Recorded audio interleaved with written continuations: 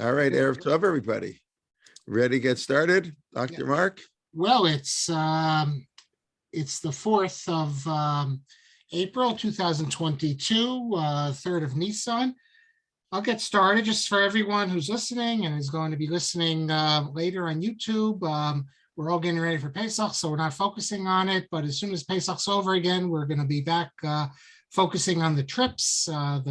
There's room. The Portugal one is pretty close to the end. Basically sold out. There's still a couple, but we have plenty of room on the other trips. So looking forward to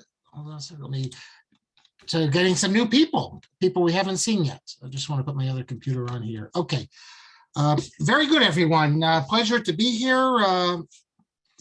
As always, a few things. One of the great things of these classes is that I only grew up like in my neighborhood, and I've been to shuls, but it's a very small slice of the Jewish world. So sometimes I say like things like, I've never heard this, and people say, no, they do it here, they do it there. So that gives me an opportunity to find out how it's done elsewhere, which, and I'm going to give you 2 examples of that right now in these prefatory comments. And you'll tell me if it's just that in my area, they don't do it.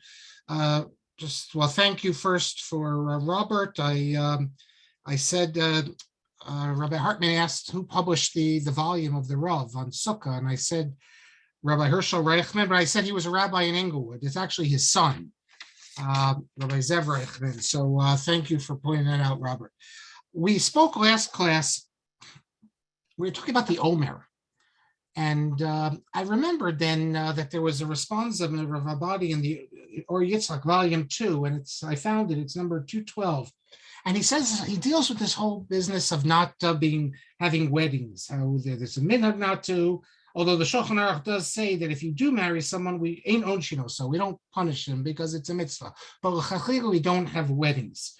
But someone asked him, what about a sudas bar mitzvah with dancing?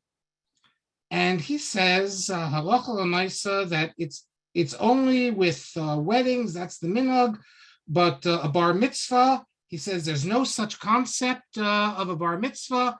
Bar mitzvah is sudas mitzvah, and you can have rikudim and dancing and everything. And his words are sudas mitzvah kvar mitzvah uchadome einze. So I'm wondering, I can't remember. I'm not at that age now with my kids. Do we have bar mitzvahs? On Shabbos we do, but during the week, do people have bar mitzvahs during the Omer in which we have dancing? I mean, he's talking about with, you can have a band, you can have a band also if you wanted, but I'm just wondering, I can't remember. Do we have, so you could do in the chat, but even if you didn't have a band, you just have dancing and everything. He says there's no concept at all. It's for a sudas mitzvah, it's fine. And then at Zachadoma. So what does that also mean? There could be, I guess, a dinner, a yeshiva dinner. That's a sudas mitzvah, I think, or finishing a masechta. But I think that we don't have bar mitzvahs with dancing during Sfira, except it's on Shabbos. That's my recollection. But he says there's no issue at all. Put this over here. Yaakov challenges is me when I said that I think the real meaning of the Hadron is that we'll return to you, you'll return to us. And I said it's probably a drash, like a nice homiletic, that the Hadron means our glory upon you, your glory upon me. And Jacob argues, no, just the opposite. That's the actual meaning. Well, I tell you, if you look in Sperber's book, volume 1, Minhagei Yisrael, chapter 18, he brings both. There's big authorities on each side. Part of the issue is that there is a mistranslation. I thank you, Jacob, for pointing it out.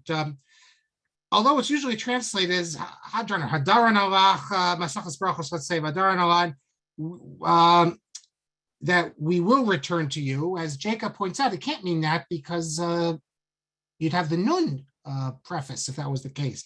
So what it really means, however, is Hadaran Alach, we returned upon you, and you returned upon us. Whatever that means, it's a little strange. But later, then it says, Daitanach Masachas Brachos, Daitanach Alan. Lo nisnashe minach basachas brachos. That's the future. Lo nisnashe minan. So it says, we will not forget you, and you will not forget us. So you get both. I guess they're both right. Now I'm going to get to what I said about the confirmation, because I promised about mitzvah. And the one who asked me about Beryl Wine's book, the new book, which is very relevant, it's all about Orthodoxy and the defense of Orthodoxy. It's very relevant to things we're doing in this class. I'll mention that next class. I took some notes on it, and there's a number of mistakes I'll point out, so much so that I believe, I mean, he's no youngster today, that I will show you things where I find it hard to believe he wrote it. I think he had an assistant, and there's just certain things that I don't believe he could have written. Well, just for instance, I am certain, I know that Rabbi Wein knows that Yeshiva University is spelled without an H at the end. So when you have Yeshiva University on not just once, but again and again, spelled with an H, I have to think that some copy editor, and he didn't read it over, someone put that in. And I'll show you other examples of that as well. And I'll take issue with some of the things that Rabbi Wein says. I do want to talk about the confirmation for a minute. That's a reform, and that's going to be part of our story, depending on how long we continue, because the Reform institute this confirmation, which confirmation is, it's really an act of the youth confirming his or her faith. So what does that have to do with bat mitzvah? Because I connected them, and we dealt with Rabbi Aaron Volkin, the Rav of Pinsk, and his Zakan Aaron.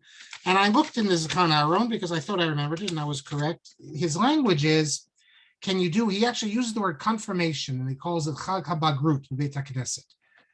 So what does this have to do with bat mitzvah? Well, what it has to do with bat mitzvah is the following, that what the Reform did is they took the confirmation, and then this was the first time that you recognized a girl. Now, a girl reaching an age where she could be, let's say, a member of the community. And then that later morphed into bat mitzvah. It wasn't the Orthodox. And the Orthodox who did this at first, and the Orthodox always assumed that the bat mitzvah and the confirmation were the same thing, that they're just a practice that was taken first to confirmation, and you change the name. Now, whether that's right or not, we can argue. Just to give you an example, the Sri Dayesh, his response to bat mitzvah is the most famous of them all. Well, it's in volume 3, number 93. And he says, he goes, he says, there are those who wish to forbid it because of the luchul koseyim. Don't take the non-Jewish practices. And who does he quote? The Zakan Aaron. So the Sri Dayesh is saying it's the same thing, that confirmation, bat mitzvah, they all come from the non-Jews, which have then been transformed by the irreligious. And that's the whole basis of his tshuva, where he deals with it. So the whole tshuva then he deals with that. So that's why you see all these connections between confirmation and bat mitzvah. We have a nice anniversary here because I didn't even realize this, but we are now in it's the 100th anniversary of the first U.S. bat mitzvah. That's Mordechai Kaplan's daughter, Judith Kaplan. She would later marry Ira Eisenstein, who the grandson of Judah David. It's the grandson, not the son of the grandson. I'm forgetting now. Judah David Eisenstein. If you remember he was the encyclopedist. The Otsar Havikuchim, Otsar. He had like 15 different Otsars. Now I can't remember if he's the grandson. Yes, he's the grandson of Judah David Eisenstein. Now those books are not used so much anymore because they have better editions. But anyone who used Sfarim 30, 40 years ago, you remember all the different Otsars, Otsar, Dinim, and Hagim, full of good stuff. The final thing I want to mention gets back to one of the last things we spoke about last class, Rabbi Herman Adler. We were dealing, and a few people emailed me about this, about the Tkiyas Shofar at the end of Yom Kippur. So we saw Rabbi Adler with his Beis-Din's suggestion to end Ne'ilah before like 7 minutes or so. It doesn't give a time, but that's 7 or 10. That's what you find shuls doing. They end Shabbos. They start Ma'ariv, and that's why they finish Ma'ariv right when it's over. And then they say Havdalah. And that way, no one's, they don't have to blow the shofar or anything. So after that, I was speaking to my son, and about this question, it's before it says. So the Shulchan Aruch says that you have to recite Kriyat Shema in the evening after Tzeis HaKohavim.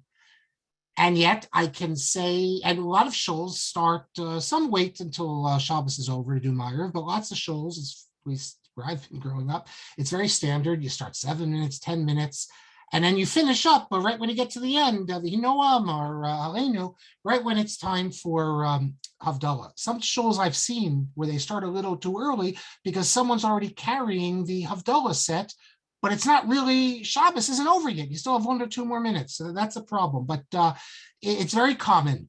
Now, I've never seen, maybe you've seen, I've never seen a rabbi tell the shul, Motzei Shabbos, when you start, let's say 7 minutes before Tzeis HaKohavim, you start Ma'ariv, to repeat Shema Esrei. To repeat Shema. Now, why not? You said Shema 5 minutes before Tzeis HaKohavim. Didn't we just say that you have to repeat, you have to say Shema after Tzeis? Furthermore, I'll take it one step further, that shuls, I was in shul tonight, we waited till Shkia. It's, I think for a minyan, it's a chumrah. I mean, if you have a group, as at Tzibor, the Mishnah Berurah says you don't need to wait, but it's only, you don't need to wait to Shkia. There's a stira, this internal stira, but okay, it's just a couple of minutes. How many people say Kriyat Shema at night again, the full Kriyat Shema? I think then if the rabbis would say you should, but it's not like they announce it, and it's not like to make a big deal, and I think very few people do say it. There is a shita, Rabbeinu Tam, that you don't have to wait till Tzeis HaKohavim to do Kriyat Shema.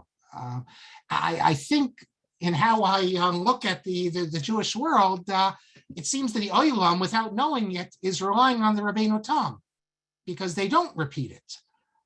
But I know the rabbis, at least my experience is, they do say you should repeat it, but they never say a word about repeating it after. I mean, you're davening Ma'ariv, Shabbos is ending in 10 minutes. They never say to repeat it. So I was wondering about that. I actually sent to 3 online things, just, have these sites you can ask. One of them said, absolutely, you have to repeat, even though, let's say Shabbos is over at 9 o'clock, you do Kriyat Shema at 8:55, you have to then repeat it later that night.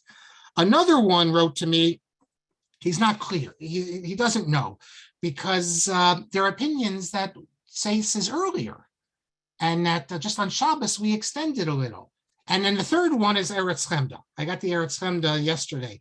And Eretz Chemda is absolutely, he says there's no reason you have to repeat Shema Motzei Shabbos. He says that the Tzeis HaKohavim that we do Motzei Shabbos is, we extend it because of Kedusha Shabbos, or maybe Tosefes Shabbos, but there's shitas that hold that an earlier Tzeis is okay. And since it's only a few minutes, 5 minutes or so earlier, you're definitely Yotze, and there's no reason that you have to repeat it. So, and that's clearly the minhag, unless in your show they tell you, it wouldn't make any sense, because any rabbi who's going to tell you to repeat Kriyat Shema later in the evening is going to say, well, let's start davening at Tzeis. Any rabbi who says we're going to daven 7 minutes before Tzeis is going to assume it's okay. And Eretz Chemda says it's fine. So that's all I wanted to talk about today.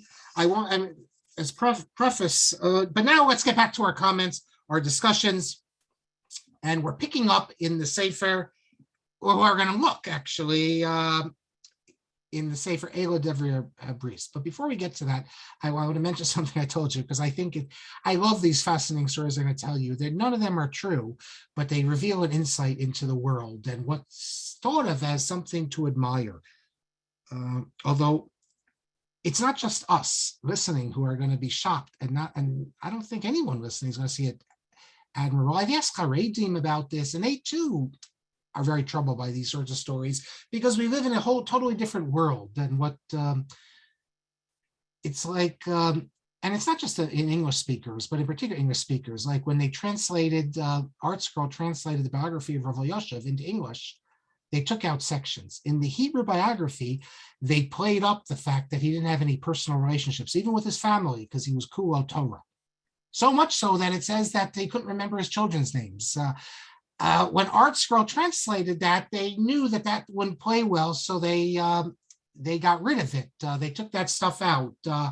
But this is the story I'm going to tell you. If the letter of the Dayanim to Rabbi Moshe Sofer, Schreiber, the Hatam Sofer, says, it mentions his father-in-law, Rabbi Akiva Eger, the Rav of Posen. The Hatam Sofer was married 3 times. First wife, no children. Second wife, that's the daughter of Rabbi Akiva Eger, he had all of his children with, and then he married a 3rd time. If you come this summer to Central Europe, I've showed you already the grave of the Panimiros of Meir Eisenshop, but right near there is the grave of Rabbi Akiva Eger's, not his father, I think it's just his mother, not his father, as I recall, but unbelievable Gaon, Rabbi Akiva Eger, I don't know if it's a year or 1 year older than his son-in-law, the Hatam Sofer. And there's all sorts of stories of their connection. But I want to read you now one of the most famous stories. It's repeated in many, many places with slightly different versions. But the one I'm reading from is from Ramosha Sternbach, his Tam Vadas, Volume 1, pages 244, 245, and he's quoting it from Rabbi Kahanaman from the Ponevezh Yeshiva. And in case you think, well, this is a Litvak, what do they know about the Hungarian traditions? The same story is found in, not only is it found in Hungarian traditions, it's even found in the family. But here's the story. You tell me what you think. It says that when the and Rabbi Kahneman got this from his father-in-law. When the Hatam Sofer's wife died, the daughter of Rabbi Akiva Eger, they didn't tell her father that she passed away. Now that's believable because there was a tradition in Europe that you didn't, not just in Europe, that you didn't tell. Like today, we always tell. There was a tradition you didn't tell this news. People would get letters, a few times a year. They didn't pass this news on, and there's no chiyuv to tell people about that. When they learn about it later, if they learn about it a year after the fact, then you can look in the Shulchan Aruch what type of avelos you do. So okay, so they didn't tell Rabbi Akiva Eger, and he thought she was still alive. And lo and behold, it happened that Rabbi Akiva Eger was near Pressburg, and he announced that he wants to go spend Shabbos at the house of the Hatam Sofer, that he hasn't seen him in many years. And the Hatam Sofer didn't know what to do now because he already married someone else. So he has a new wife, his 3rd wife, and he never told the Hatam Sofer. And the story here says that he consulted with his wife, and she was ready to leave the house for Shabbos, but the Hatam Sofer said she should stay in the house. And that's everyone has that version actually. Yeah, Erev Shabbos, it says Rabbi Akiva Eger comes to the Hatam Sofer's house. They say to him that the Hatam Sofer is at the Beis Din. He goes there, and immediately they get into a discussion about a get that the Hatam Sofer is dealing with. So they are talking and learning until Shabbos begins. Then they bathe themselves and they go to the mikvah and they accept Shabbos and they continue talking at the meal. And they're so involved in their learning the whole Shabbos. As soon as Havdalah comes, the Rabbi Akiva Eger is about to leave, and he says he has to hurry, he has to run. He doesn't even have time to speak to his daughter. He just asked her, the Hatam Sofer, to give her a drisat shalom. So here we're supposed to imagine that Rabbi Akiva Eger comes to the house of the Hatam Sofer. He's there the whole Shabbos, in the house, eating all the meals, and he doesn't realize that the woman sitting at the table is not his daughter because he's so involved in learning. It's... Now, I don't believe it. I don't believe it's possible. I don't care how great a lamdan you are. But the fact that the story's told, notice what the stress is on. The stress is on that limud Torah above personal relationships. I think for most of us, we would say that's terrible. Your child, Rabbi Lichtenstein, by the way, has a comment about this, about these ideals that you're not supposed to have relationships with your children because you're supposed to be involved so much in learning, how much he thinks how terrible it is. But notice the stress here. And no one, Rabbi Moshe Sternbach wouldn't say that we're supposed to be like this, but it becomes a model for people of a different level. And there's other stories about the two of them in an interesting correspondence. Let's talk now. I want to introduce you to a new book, a very important book. Let me pull it up here for you so you can see. I want to get to the first page of it. We saw Noga HaTzedek, and now we're going to see Eleh Divrei. this is published by the anti-reformers. And again, as we start looking at this work, remember the big problem we're going to have. If something is mutter, according to the Shulchan Aruch, can the rabbi say it's usher? And if they do say it's usher, on what basis can they say it's usher? Can the rabbis declare something usher because they think it's going to have negative communal implications, even if technically it's mutar? And if they do they have to explain what they're doing, or can they keep the masses in the dark and have the masses think that it's forbidden, where it's only the rabbis know that it's really not technically forbidden, but we think it's going to have bad implications and is going to lead to problems? That's something to keep in mind. Now, with the responses we're going to see here in the Eleh Divrei, we really see the beginning of orthodoxy. Well, what does orthodoxy mean? How does it differ from tradition? Usually, due to the influence of Jacob Katz, we see traditional Judaism as something imbibed in the home, something you do unconsciously. That's the way you grow up. Whereas orthodoxy is a self-conscious adherence to tradition. No longer is there an expectation that you have to observe. You're conscious of it. You make a conscious choice to go against the grain, as it were, and to adopt practices that there's no outside pressure telling you have to, and you're even a minority. You choose to be observant. In the traditional society, you never chose to be observant. That was the way you grew up, and that's orthodoxy. And we're going to see that orthodoxy is not really identical with traditional Judaism. There's some different steps that orthodoxy takes. Obviously, they all observe Kasher, Shabbos, etc. But in terms of how to deal with problems, traditional responses are different than Orthodox responses. Orthodox responses, I guess you'd say, even more reactionary. Therefore, if you look, for instance, in the Sephardic world, certain things that would never be imaginable in the Ashkenazic world, because they were never really what we call an orthodoxy. But so here's the title page of this work, Eleh Divrei. Let me just summarize it for you. Well, it's these are the words of the covenant that cannot be changed ever, based upon. And now they're going to hear the psak of the Beis Din of Hamburg, and the rabbis of Hamburg, the Dayanim. Their hand was strengthened by the Gedolim in Ashkenaz, Germany, then Poland, in France, in Italy. That's going to be important because remember, you had two rabbis in Italy supporting the Nogat Tzedek work. Umedinat Bemen, that's Bohemia. Bohemia is today the Czech Republic, Prague, and going south. And then Meren, that's Moravia. If you go even more south, we drive up in our trip. We drive up from Vienna right through Moravia into Bohemia, then Hungary. So you have a lot of rabbis responding. Kulam ke'echad. As one, they're responding. Zeres irin piskama of a mamar kadishin she'elasa. This comes from Daniel. That's they're making the decree. Now look, what are they decreeing? L'affaire to blanket, get rid of das chadasha. Remember we said a new religion.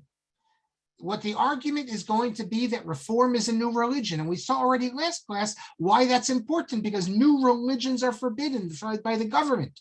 And this work is intended to support the position of the rabbis of Hamburg that this is a new sect and they have to be shut down by the government. And in parentheses, it says that Eze Yechidim Hedyotim, who are not B'nai Torah, invented this new religion. They came up with practices shelo kadas Moshe Yisrael, not in accordance with Torah, and therefore the Gaonim have stood up litkoa yated b'mkom ne'aman. This comes from Yeshayahu. It means to fasten a peg in a sure place, and we have the newspaper Yated Ne'aman. Although I think with one exception, Yated is always feminine. So it's really a mistake. It should be not Yated Ne'aman, Yated Ne'amana. I heard this, I learned this from Rabbi Nosson Kamenetsky. He told me that, and it was his proof that Yated Ne'aman from the very first words is mistaken. He said that it's, that even the Yated Ne'aman is wrong because it should be Yated Ne'amana. But as I recall, I looked, I think one place, I'll check again, one place it is feminine.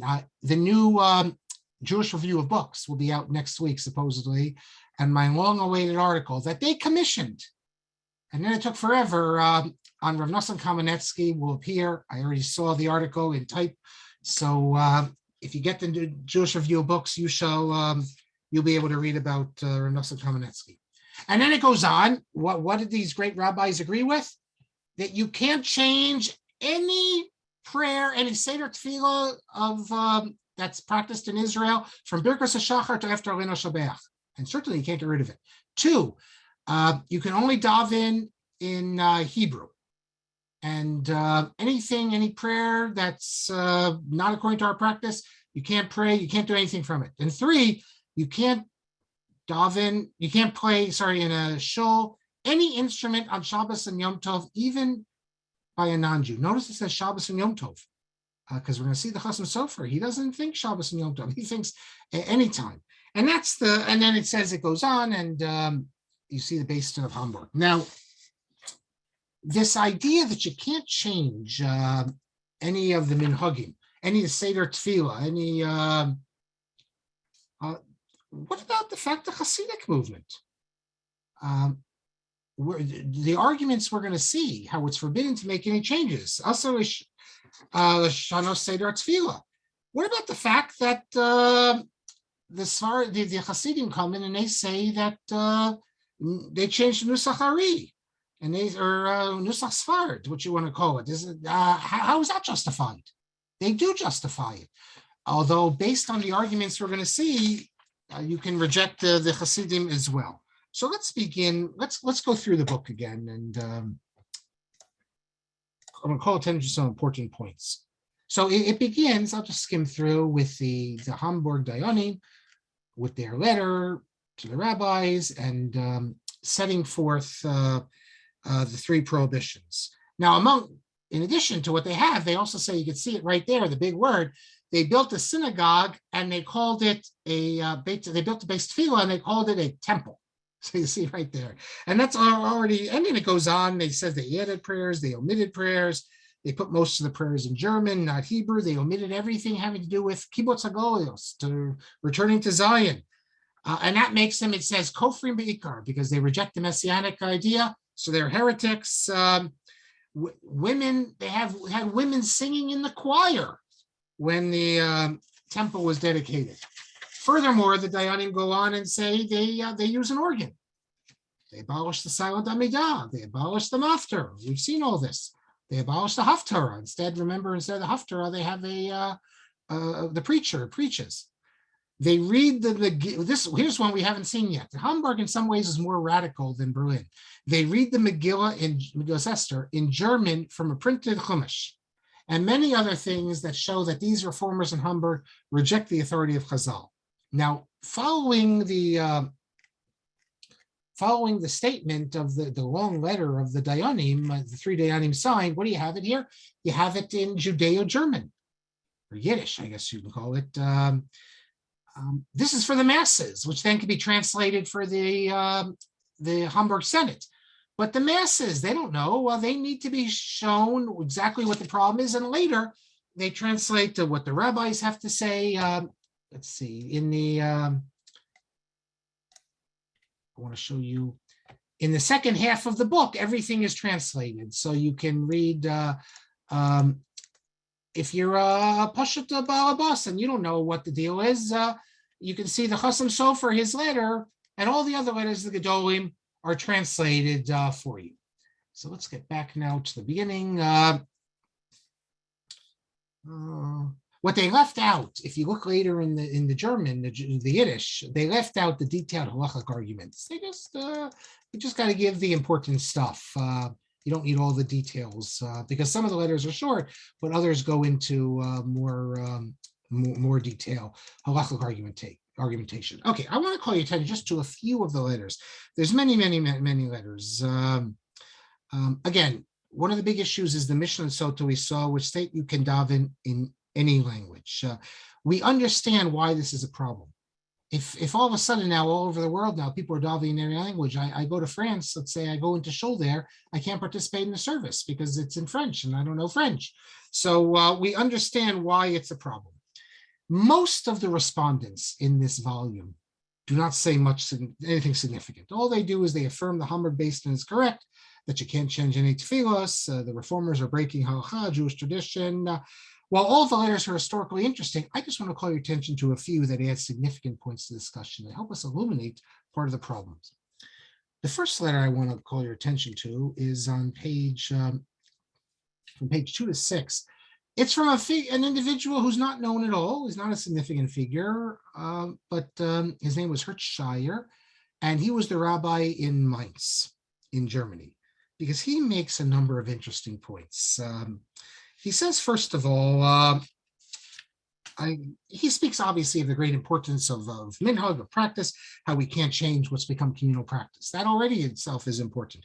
But then he notes that when you get into vernacular translations, it's a problem, because every translation, you lose something. The original Hebrew contains meanings that can't be reproduced in translation. I want to show you here, page 3, where if you want to look, if not, I'm going to tell you, 4 lines from the bottom, he begins here, Umihai Taima.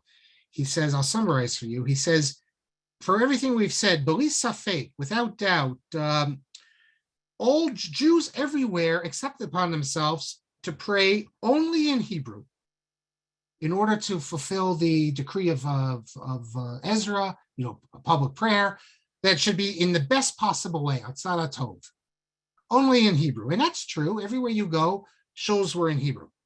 And they didn't pay attention. They didn't take into account the beferish, the explicit Mishnah that says you can daven in any language. And then he says that no one, it says, I think this means no one ever objected to this notion you pray in Hebrew. He says, Adarabah, on the contrary, in the early generations, the women did not know Hebrew at all, and they still prayed in Hebrew. Their davening was still in Hebrew. Not exactly 100% accurate.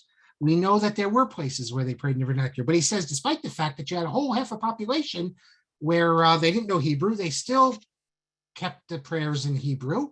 And although there are places here and there where we know the women in an organized fashion prayed in the vernacular, those are exceptions. 99.9% of the time, the women would come to shul and just listen to the Hebrew. And then he says, he says, our generation is better. Why?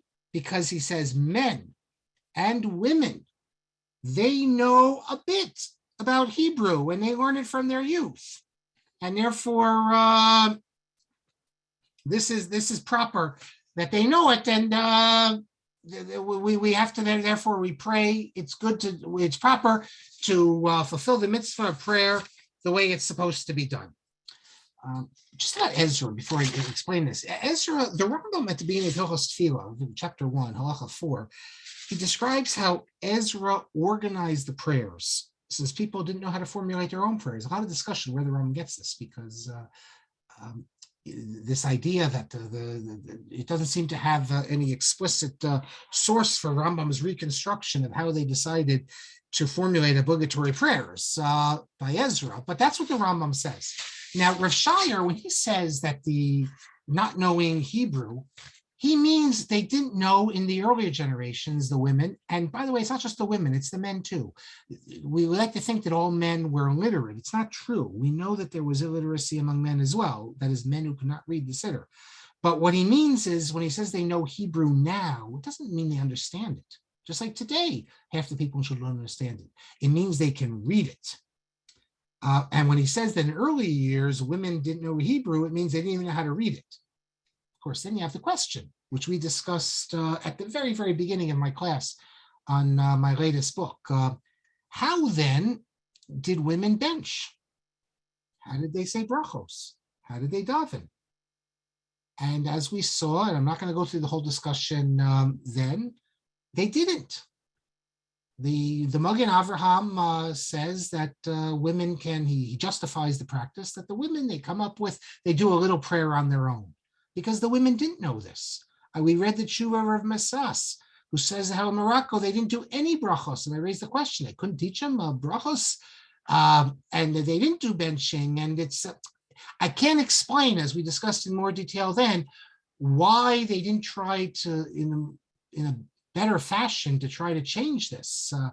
But it was a different society. It's people were living in villages by themselves. It's not like today where we all have, people lived in towns where they didn't have minyanim, and it was a whole different environment. It's they got married very young. Many women were just completely ignorant. They say the Chavetz Chaim's wife used to sit next to him when he benched, and that was her benching.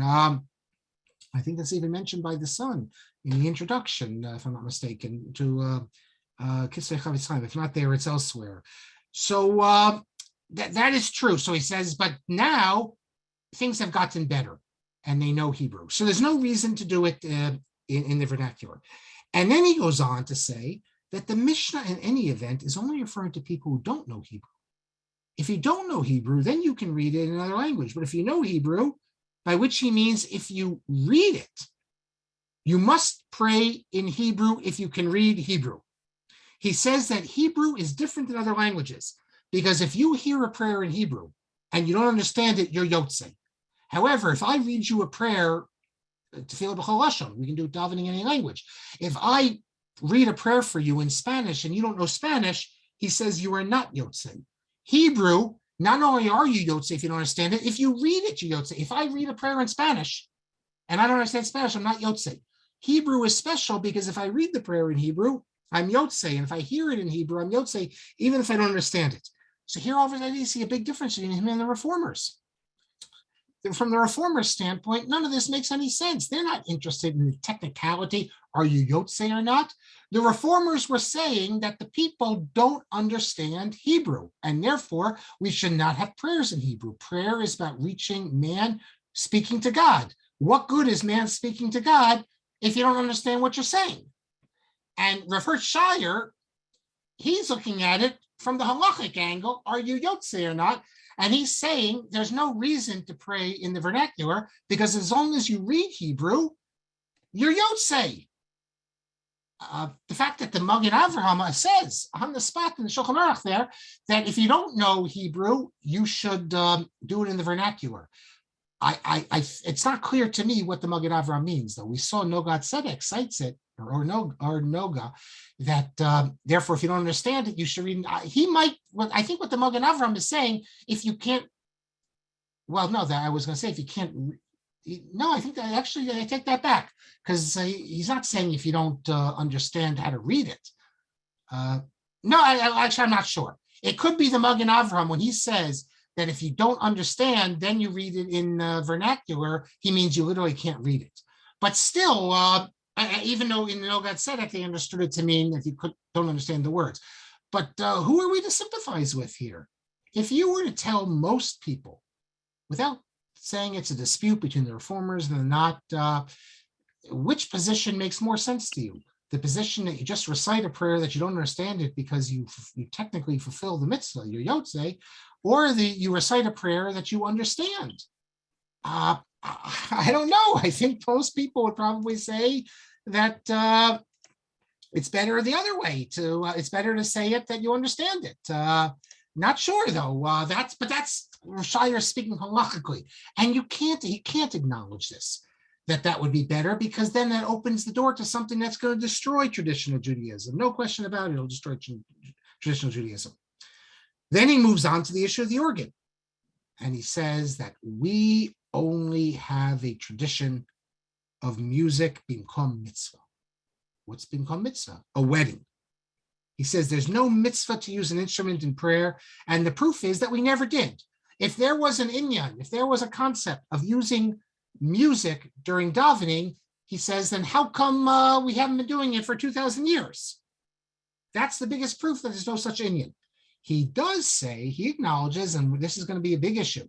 In Prague, in the big shul in Prague, the Altneu shul, they ushered in Shabbos with music, but only into Boi Shalom, he says, in Lecha Dodi.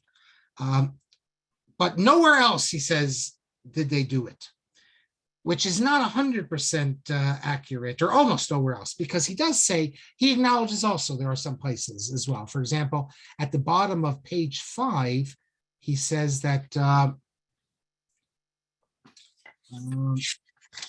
he mentions that they used to play instruments. There were places also where they played instruments.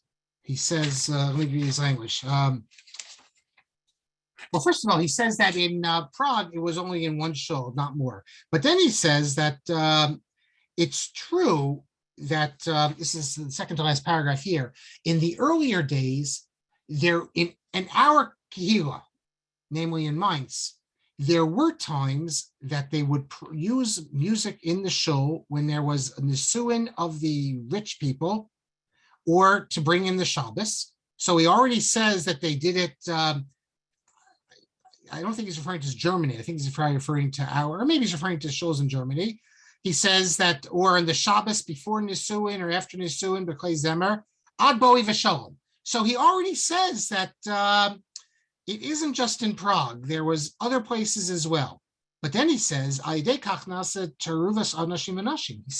that this led to the mixing of men and women. And he says sometimes, and we're not talking here in the 21st century, we're talking about in the 19th century. He says immodest people, or I guess I'd say translate it, or not appropriate people would sing with the music, or would make music, I should say, and the people had to rebuke them. And then he says, but this practice has already been abolished 25 years ago. They abolished this. And today in the shul, the men and women are always separate, et cetera, et cetera. He cites the idea of that you need to have mechitza, et cetera. And then he concludes that anyone who's leaning to this matter, is going to be called to account. So a strong rejection of anything and of any changes, an acknowledgement that they used, not on Shabbos, but before Shabbos, they would use instruments in shuls, not just in Prague, but elsewhere. But we got rid of it. And today, with the time he's writing, he thinks that there's only one shul that has it in Prague. The next letter comes from the person who's going to be the most important in this whole battle, and the one who really determines to a large extent the response. So much so that you'll see in a second, my point, which I think makes very problematic all these minyanim I showed you playing instruments during the week. And this is from the great Rav Moshe Schreiber, Moshe Sofer, Hatam Sofer, I did, I can't remember if it's 6 or 8 classes on him on Torah and Moshe. But he really makes his mark in the battle against reform. We'll come back to him later, since at the end of the volume, there's another very important letter from him, his whole Chadash Asur Min Torah. If it's new, it's forbidden from the Torah. That's going to come, but not now. That comes later. He doesn't have this idea in the first letter. But many of the themes in the Orthodox response to the reformers come from Moshe Sofer. His letter contains nothing unexpected. I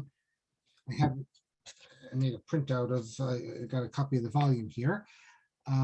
He speaks of the necessity of keeping the standard version of prayer. He attacks the reformers for getting rid of the prayers from Messiah. But on page 9, this is what I think is important. His other letter will be more significant, I think. But on page 9, he says that musical instruments are forbidden in shul, since after the Beis Hamikdash is destroyed, there's no rejoicing with instruments except for bride and groom. He says on Shabbos it's also forbidden because it's a shvus bimkom mitzvah, that it's there's no mitzvah in shul, in davening. We can't create a new mitzvah. There is a mitzvah to rejoice with the groom, with bride and groom. But I want to read you something he writes here. Hold on, where's the words? He says at the bottom here. He says, can you use musical instruments in the Beis Knesset? And he says, we've seen that our forefathers, the ones who established the prayers, never established musical instruments in shul, even though from us, we're the ones who created music in the Beis Hamikdash. Nevertheless, our forefathers had nothing to do with it. Shema Mina. Therefore, we see that they didn't like this. From the day the Beis Hamikdash is destroyed, we shouldn't have music. And then he cites a proof. It says, "Echna shir shir Hashem," the Psalm. Here it is, Psalm 137, famous by rivers of Babylon. How can we recite a prayer to Hashem on a foreign land? So what does the Hatam Sofer say about this? He says it doesn't say lifnei, in front of the non-Jews, but just says in the foreign land. Shema Mina, he says that this shows us that even before Hashem, since we're in a non-Jewish land, it doesn't matter where you are. It's not just that they're saying that we can't sing in a foreign land. And by the way, foreign land, even the land of Israel, I guess would be, without the Beis Hamikdash, since it's conquered by the non-Jews, would be regarded as a foreign land. It doesn't say, how can we sing in front of the non-Jews? It's how can we sing in a foreign land, which means that we can't sing, rejoice like this, no matter what, even before Hashem is if there's no Beis Hamikdash, if we're not living in the land of Israel. And he says, even though we do permit it for Chassan and Kala, that's a mitzvah. But listen to this: Aval bebeis Hashem in shul vadai osur. It is forbidden to have musical instruments. Umal gam b'Shabbos kodesh, and then certainly on Shabbos, mitzvah. It's forbidden because it's a shus b'kol mitzvah. If a non-Jew did it, it would be a shus to shus. Ki ein koch be'adenu. We don't have the strength to invent mitzvos. All of a sudden invented that it's a mitzvah, it's a positive thing to rejoice in shul. And the tefillah is a mitzvah and it's accepted by God without any instruments. And how can we be mater any prohibitions on Shabbos? But notice what he says here. He says that in the house of Hashem, vadai asur, and certainly on Shabbos, Magam b'Shabbos Kodesh. When I see this, I have to say that I don't see, at the very least, I think you need to ask a shaila. I mean, because Ramosha Sofer is not just some nobody. He's not just some rabbi who said something. I mean, he's someone who's he's like maybe the most significant rabbi of halacha in the last 200 years, or definitely one of the top couple of them. And yes, there are things that are clearly not relevant today. Ramosha Feinstein was asked about the issue of a bima in the middle. Shuls were in Hungary, they said you can't go to a shul, it doesn't have a bima in the middle. And he said it's not really relevant today because we're not in the midst of a battle against reform that are making that an issue. But I do think that at the very least, if the Hatam Sofer says, and he gives you the reason why musical instruments do not belong in shul. Shul is just a place, and this is how it was decreed, the davening. And once the Beis Hamikdash was destroyed, this is how we did it. It seems to me that the reform, you want to call it a reform with a small r, like we saw, of musical instruments, guitars and clarinets and all these things in davening during the week, it's not so simple to me that that's permissible. I think at the very least, these are one of the things that you have to ask a posek about, because the Hatam Sofer says it's forbidden. And it is the minhag, he says not to do it. So I think people just assume because it's not Shabbos, it's not a problem. But that's not the issue only. The whole, for the Hatam Sofer, the whole idea of bringing of music should be for Simcha Shal Mitzvah, and you bring music into the shul. That's not how we daven. That's never been how we daven. Who gives you the right to come up with a new sort of davening where you have instruments in shul? If this was important, then you know something, 500 years ago, they also knew about instruments and they could have done it. And they played instruments. They played it in a chasana. They played it to rejoice between bride and groom, but they didn't use it during davening, because davening has a set form and a special set way we're supposed to think about it. All I'm saying is that I'm uncomfortable with it unless you'd ask a shaila. I wonder if any of those people asked it, or if they just assumed you could, because it's clearly one of those things that you can't just decide, in my opinion, for what it's worth, that's as much breaking with tradition as a lot of other things where the rabbis get all upset about and say it goes against the Masorah. So, okay, let's move on.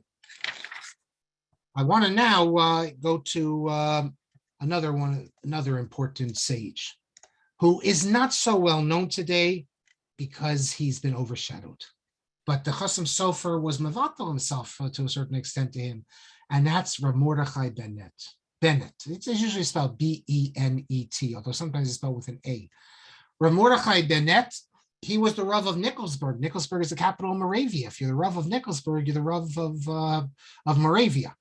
Many Gedolim were there. The Maharal was there. We go there. We go to Nikolsburg. Today they call it Nikolov. And we go to the cemetery and we see his grave and other graves of other Gedolim.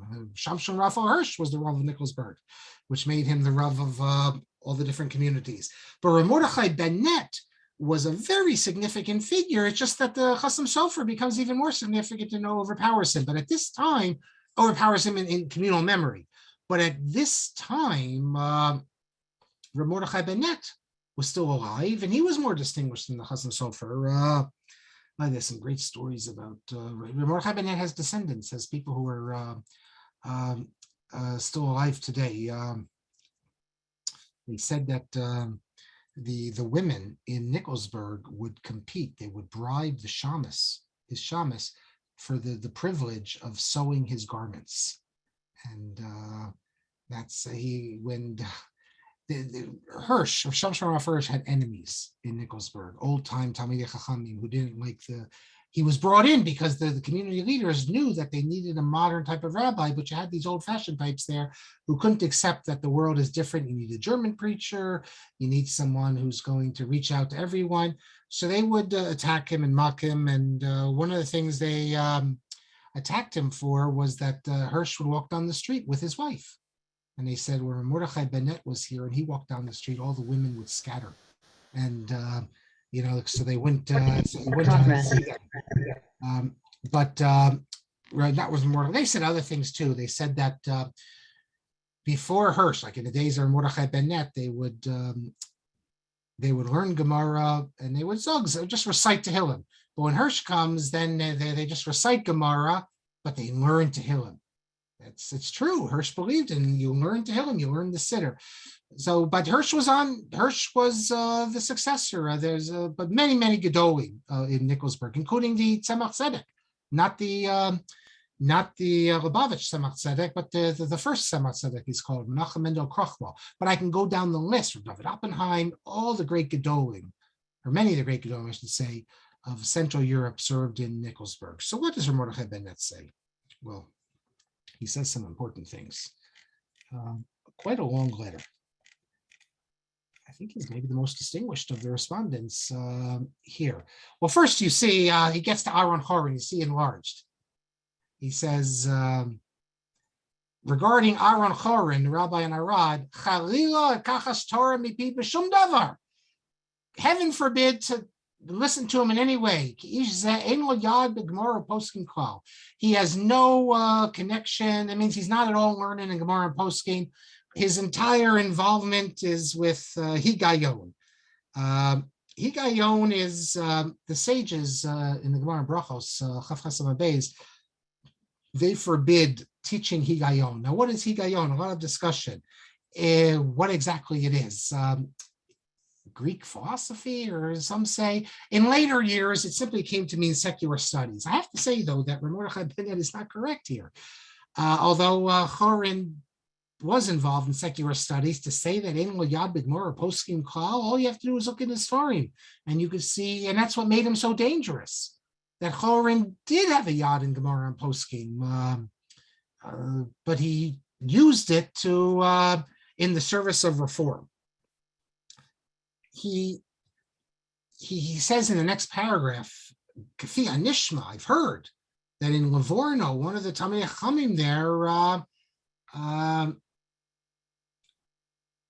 gave a decision, for them, but I've also heard that he regrets what he did. So we're going to see exactly what happens with the rabbis of Livorno. And he continues.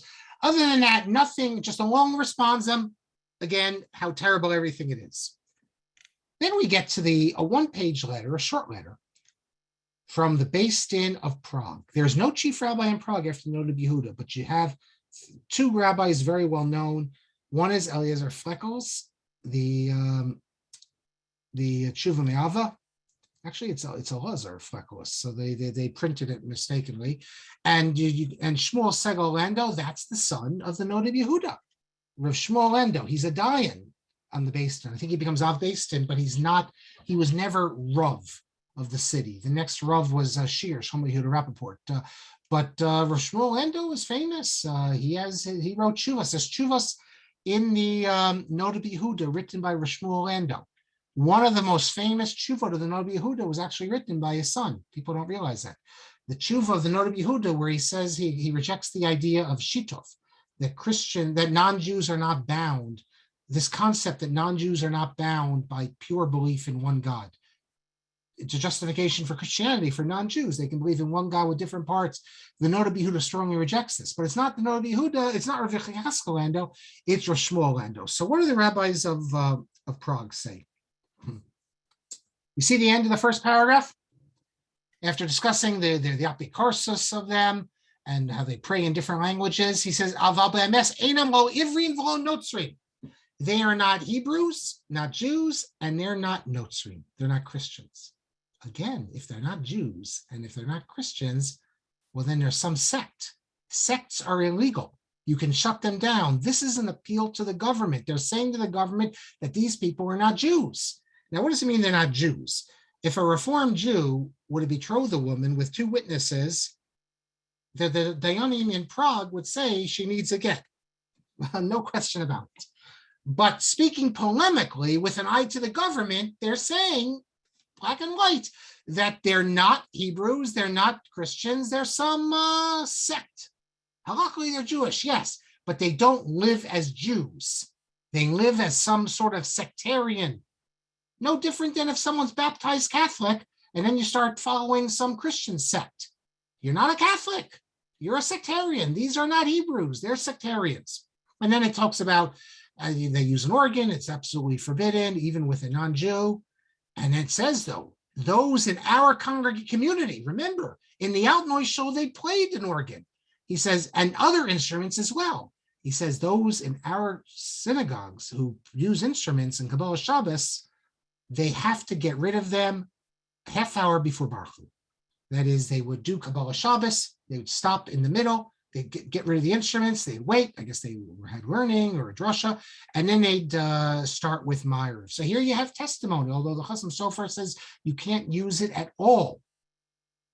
Yet we know, forget about Italy and other places, in Prague. Prague is a place where the greatest Gedolim were rabbis of in the Altnoy show. Everyone knows, obviously, the Maharal and the Noda Yehuda. What about the Tosas Yom Tov? What about the Lavush? People forget about the Lavush. And yet, although truth be told, I don't know when they started with the organs. It was after the Noda Yehuda. It was after the Maharal and after the Lavush. But you always had the greatest Gedolim as rabbis there, and they had an organ there. Granted, they didn't play on Shabbos with a non-Jew, but they had an organ that would stand in contradiction of the Chassid's Over's point. And then in the next paragraph, it says, and don't tell me about this book that was printed in Dessau, Sefer Pasul, which is called Nogat Tzedek. What does Nogat Tzedek mean? It means light of righteousness. They call it Choshech Ra. Instead of Nogat Tzedek, it's evil darkness. You can't rely on it at all. The whole point of it is to entice the Jews into reforms. And they signed this letter. It's dated Tafkuf Ayin Tet, which is 1819, and this is the great rabbis. So we've done a lot today. Let me take the questions here. Hold on a second. Just want to get a date here of someone. Okay, I will later. Let me get to the questions, comments. Well, so next week we're gonna pick up more discussions of the rabbis and introduce you some different figures, and then we return to Rav Moshe Sofer, the Hatam Sofer, because he is well known for his idea of Chodesh Hashem in Torah. What does this mean, Chodesh Hashem in Torah? How does he use it? Why does he use it? We'll see the great debate between him and the Maritz Chayes. Do you have to be honest when dealing with reformers And when trying to influence the public, the Jewish public, do you really need to be honest with them? Do you have to explain to everyone that, well, technically it's permitted, let's say, to do this, but we can't allow it because of what it's going to lead to? Or can you simply tell them it's usur? And that's fine. They're the masses. Who says the masses need to know everything? That's so we will get into that very interesting, dispute. So let me see some of the comments. Yes, Thomas said the Ben Ish Chai's endorsement about mitzvah. He does, even before him, the Rabbi Avraham Musafia, although he's speaking about a little at home, you do something at home. You rejoice at home, as opposed to something in the synagogue. That becomes the big issue in the synagogue. Oh, Rabbi Kamer says, yes, the Otzar Yisrael. Otzar Yisrael is still a valuable work. Otzar Yisrael is an encyclopedia. It isn't all written by Eisenstein, although he wrote most of the entries. Rav Kook has entries in the Otzar Yisrael. The Ritbah, no, not the Rav Chaim Berlin has entries. You have Gedol Yisrael with entries in the Otzar Yisrael, and it's if you don't know the Otzar Yisrael, that was right around the time the Jewish Encyclopedia appeared, the Otzar Yisrael, and you look in the first volume, it has maybe all the volumes might have it right at the beginning, who contributed. As I said, Rav Kook contributed. So yes, the Otzar Yisrael is still a good work. David Eisen says, apropos of Eisenstein's wonderful collections, you give us a page there from his illustrated Haggadah that has the Russia appearing as a bare-chested boxer, capturing a great moment in Jewish American history. That's been copied many times, that picture as well. I'm going to, hold on a second, I'm going to show people so that they can see. I'm going to let me share my screen with you for those who, for posterity here, for the people who are going to be watching later. Here's the Russia. So you have the, we all know who the Chacham is, and then you got the Russia, the simple one, the one who doesn't even know how to ask. I guess the one who doesn't even want to ask is all the way on the left, I guess. Okay, thank you very much for that, David. Very nice. Okay, let me get to some more questions here. Someone privately asked, did Avram Avinu know how beautiful Sarah was? I'm not sure what the connection is to what we were talking about. You have to remind me. If you remember, he says when they go down to Egypt, I have to cover you up, so, stick you in the box here, because now I see how beautiful you are. So on the spot, the Midrash says, I think it's even quoted in Rashi there. What? He never knew. He's been with her, and they give two explanations there. I think it's Rashi. If not, it's definitely in the Midrash. One explanation is that, it's one thing when we were back in Canaan, you had time for all your makeup and everything, but here we're going through the desert. Now I see how beautiful you are, because even though we've passing through all these journeys, you still look good. I know you're beautiful. The other explanation is, he says that, we passed through all these lands, and I see how ugly everyone else is. Now I realize how beautiful you are. Before I didn't know. I just thought you were you. But now I see the rest of the world and how ugly they are. And we are now about to enter into Egypt, and they're all ugly down there. So we gotta hide you. But I'm not sure for the person who texted me. I forget. You gotta tell me what that has to do with what we are doing. Remind me. The story about, Eli says about the story of the Hatam Sofer and Akiva Eger. It's a story in the family of the Hatam Sofer as well. I would say traditional Judaism equals Yiddishkeit. Definitely for the Ashkenazi. Danny says, what about the introduction of Kabbalah Shabbos as a change? It's a good point. Kabbalah Shabbos is the last change in the Siddur that was basically universally accepted. It was not accepted in Frankfurt. I don't know about the Hirschian community. Some Hirschians will have to tell me. I don't know if in the mid-19th century in the Hirschian community they did Kabbalah Shabbos. They did not do it in the regular, the Gemeinde, the Großgemeinde community. Until the end of the 19th century, they didn't. It is a change, and you're right. You could say that they just said that in opposition, and we're going to see again and again, the opponents of reform say that you can't have any changes in the service and Chadashos in the Torah. So how is Kabbalah Shabbos not a change? I think you can say Kabbalah Shabbos came before. It came before the reformers.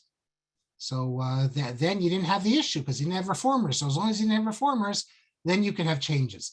All it means is that changes happen much slower, and they happen at the end of the day. It's if the great rabbis approve the changes, then it's okay. But still, this whole dispute that we're looking at right now led to such a conservatism. The idea when religious Zionist rabbis wanted to have a zecher to hakel at the kotel, no, you can't, because it's a reform. We can't have reforms. When they wanted to have one kina for the Holocaust, you can't do it. When they want to have a fast day in memory of the Holocaust, you can't do it because we can't have any changes. In the Ashkenazic world, you forget Yom Ha'atzmaut, Yom Yerushalayim. This whole dispute with the reformers created such conservative approach that you can't do anything, you can't make any changes, and it's all due to the reformers. So much so that Rav Yecheskel Abramsky, when he was asked about the kashrus of gelatin, he says that he thinks it's mutter. He says, but we can't permit it because people have accepted not to eat it, and we can't make any changes. That because we're in a generation where people are saying that the Torah is malleable. So we all know that that's a big concern. It was a big concern with the bat mitzvah. It was a concern with the prenuptial agreements, because everything is always look over your shoulder. The difference is that in the 20th century, they weren't saying look at the reformers, because the reformers are already mechutz l'machana. What they were saying is look at the conservative. But it was the same argument. In the 19th century, you couldn't do any of these things because look at the reformers. They're trying to make changes. In the 20th century, you couldn't do it because look at the conservative. We spoke all about this last semester. In the Sephardic world, you didn't have any of these concerns. If you take every time the poskim say that technically something is permissible, but we can't permit it because of the slippery slope, and if you remove the caveat, then that's what psak looks like in the Sephardic world, because they don't need to be concerned with that. They just can look at the halacha and take it to where it goes without that caveat.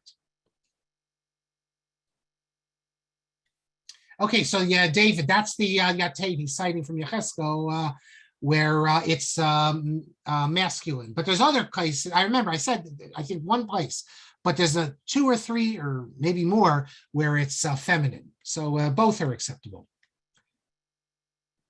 Someone privately texts that the Yemenite tradition is the man of the household says the Birkas Hamazon for everyone at the table. That also could go back to the fact that maybe they didn't know. David says that my colleague, Professor Adam Ferziger, who right now is in New Jersey, he's a visiting scholar at Rutgers. He's very proud of the role held by one of his female ancestors who served as the Verteidiger, which the woman who would call out to other women in the Ezras Nashim, who was fluent in the davening and would announce to the women that the section of the Siddur is being recited at that time in the synagogue. But that's not the vernacular.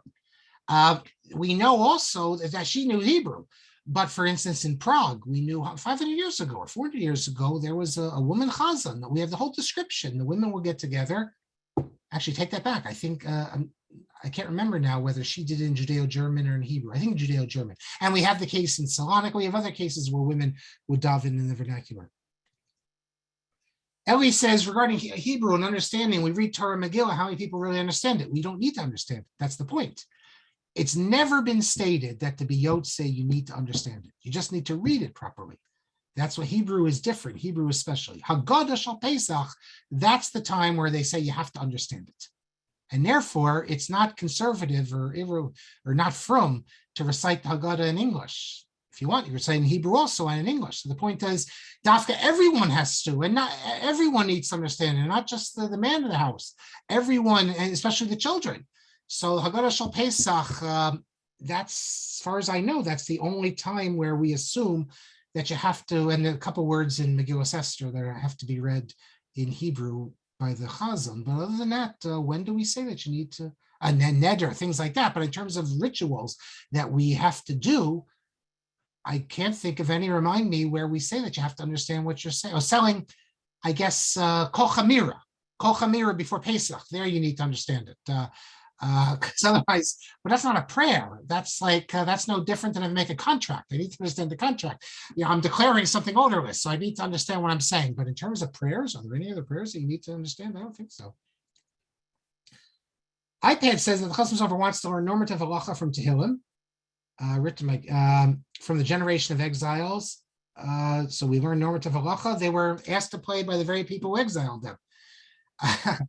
what you're getting at is a good point that Chaim Soloveitchik, I'll read you a quote he has. He says it's obvious that the poskim are bending over backwards not to permit something that they could have permitted, but they can't permit it. So they have to find reasons.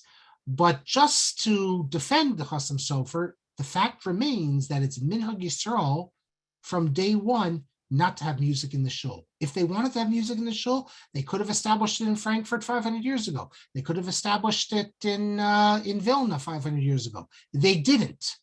And that to him is enough of a proof. So why didn't they? He makes a nice drasha from the Pasuk in Tehillim, but it's not based on that. He's just giving that as an extra thing. It's based on the Masorah, that he says it explicitly, that no one did it. And I think that's, to me, that's convincing. Ruth says that the shul is the Mikdash Ma'at, the musical instrument should be normative. Why? Just because it has the same name, Mikdash Ma'at? The Mikdash Ma'at is just a nice way we call it that. I mean, it's not really a Mikdash. We don't do anything in there like we do in the base of Mikdash.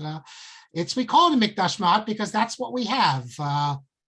And we don't have sacrifices, and we don't do music there either. Look, you could make the argument that we should have music there, but the Hatam Sofer is saying the proof is in the pudding. We never did, and that shows you that that's not our minhag. Now, as for Simcha, what about Simchas Yom Tov? Okay, that's a good point. So you should say that you have it play it on Yom Tov. What they're going to argue is that there's Simcha and there's Simcha. Certain simchas call for dancing and music. Those not only don't they call for it, Yom Tov, according to the strict halacha, you're not allowed to dance, as we saw last week. You're not allowed to dance on Yom Tov. We are more lenient as Ashkenazim, and they make one exception, Simchas Torah. But yes, we're obligated to rejoice on Yom Tov, but not through music and not through dancing. They go together. That's what they would say. In terms of getting rid of the instruments, you're right. I shouldn't have said getting rid of the instruments. They said put them away. So what he's referring to there, he says that they had not just in Prague, they didn't just have organs. They had other instruments also. So when they say put them away, I still think when they say put them away, they're referring to not just to all the instruments, and they covered it with something perhaps. So that's also technically they could call it that. But we know they had an organ in Prague as well as other instruments, but they stopped before. Okay, so the private person, when he asked did Avram know how beautiful Sarah was, and he says, well, what that relates to Akiva Eger and his daughter. He didn't notice his daughter, but Avram did notice. He says explicitly, unless you want to say that that's the first time he saw how beautiful she was. But the two midrashim I quoted are otherwise. It says he saw her, he just didn't recognize the significance in her beauty. And as someone privately points out, Eisenstein also published an English defense of the Torah, published posthumously in 1960. That is absolutely correct. And it's an interesting commentary. When you understand who his grandson was, it's even more interesting. Judah David Eisenstein was one of the people, if you read, he also has Otsar Zichron Asai. It has to be translated to English one day. It's his memoir. He was very close to the Ridbaz and the Orthodox community that brought the Ridbaz, Yaakov Yosef. He talks about the Ridbaz also. If anything you want to know about the Orthodox community in New York in the early 20th century, you got to look at Eisenstein, all the disputes. He has everything there. And forget the early 20th century. He also has the 19th century. He does have the 19th century as well. Fascinating reading. He comes to America in the end of the 19th century. And Yaakov Yosef is the end of the 19th century, correct. Okay, I think I could go on long and someone says Hataras Nadarim. Yes, okay. Hataras Nadarim is not a prayer though. It's different, but you're right. Thank you. I think there's so much, and we've already gone long enough. David says the Rambam rules that one must understand the first bracha of the Amidah, while others interpret the Rambam that one must not necessarily understand the meaning, but understand the staying for Hashem. That's what we assume, I think. I'll just add one more thing. There's another thing you see that we don't understand necessarily what we're saying, but it's still pious. The practice of reciting Tehillim became a pious endeavor where people would recite Tehillim even without understanding what they were saying, but the recitation was itself an act of piety. And then later in the Sephardic world, like in Morocco, for instance, people would recite the Zohar without knowing what it means, but that has significance. But the important point is that Hebrew is different than the vernacular. You say Berei Priya Eitz, you don't need to know what it says. You just need to know that before a fruit, this is what you read, and you can read a transliteration, and you're Mekayim the bracha, no problem. A little Rabbi anecdote. Kalman. Yehuda David Eisenstein has an entry in there. He was at the opening of the Brooklyn Bridge. He was an honored guest, and he talks about the opening of the Brooklyn Bridge. Very nice. I'll need to check it out. I only skimmed it, and it's been a long time, but lots of good stuff there. He traveled to America. Thank you for that. Rabbi Kelman, take it away. Okay, thank you very much. All right. Yeah. It's really, I mean, I'd heard of it. I don't know the last time I saw it, maybe 40 years ago, maybe never. It was sitting on a chair, right? So I think that was very fascinating. I was reading his entry on Shadal, a few other entries, just like flipping through the pages of just interesting that you should mention it. Okay. You could see, you could go online, Otzar Chachma, and not Otzar Chachma, that too, but Hebrewbooks.org, you can see the Otzar Yisrael. Right. Okay. I'm just saying, it was lying there in shul, so I started reading it. Many of them have been republished. I don't know by who, but in Eretz Yisrael, you can find it very easily. I don't know about here in the United States, but you can find almost all the Otzars in new volumes. Reb Chaim Kanievsky has notes on one of the Otzar. I forget which one. Otzar Midrashim. I think that's what it is. There's an Otzar Midrashim. So Reb Chaim Kanievsky has notes on it. Yeah, but okay, that's right. That and the 100 years from the Bat Mitzvah, that's how this all got started. That's yes. I was at the J.J. Schechter lecture when he was doing the 70, his 3 lectures on Mordechai Kaplan for the 75th anniversary of the Jewish Center in I guess 1993. I think the Jewish Center started in 1918, if I'm not mistaken. And they gave he gave a 3-part series. He was the rabbi then. It was meant as a 1-part thing. My brother was like the rabbinic, the first assistant rabbi for there. So I happened to be there that Shabbos, and quite a fascinating talk on Mordechai Kaplan's relationship to the Orthodox, which of course he later wrote a book about. The long and tortured relationship of Mordechai Kaplan and the Orthodox. But he talked about the Bat Mitzvah, and he interviewed the granddaughter, I think. Anyways, okay, lots of interesting stuff. Look forward to seeing you next week. Tomorrow morning, 11 a.m. The last week before Pesach. Right, of course, obviously. Yeah. Obviously. And okay. Yeah, of course. Yeah. Last week for Pesach. And Pesach's only 10 days away. I don't know, 11 days away, whatever it is. Okay. Everybody should get excited. Pesach's time of Simcha, Yontif, exciting, always good. Okay. Tomorrow morning, Rachel Sharansky Danziger, 11 a.m. She has 2 more classes on Sefer Shmot. That's tomorrow at 11. Alex Israel's series is finished. And then Wednesday, Ari Mermelstein will say, did God originally intend to inflict the 10 Makot? That's Wednesday at 11 a.m. and 8 p.m. Dr. Sokolow is second last part in his series on how Tanakh was put together. Now we're in translations. And Thursday morning, Shuli Mishkin will be giving a class on the Exodus and archaeology. And then Thursday night, Rabbi Nati Helfgott will be giving the Parshat Shavuot shir 8:30 Thursday, and then my weekly shir 9 a.m. on the Siddur on Friday. That concludes the week, and we look forward to learning with you and seeing you. And like I say, please invite a friend and have a Laila Tov, and all the best. Thank you very much. Be well, everybody. Laila Tov. Laila Tov, Vakasha.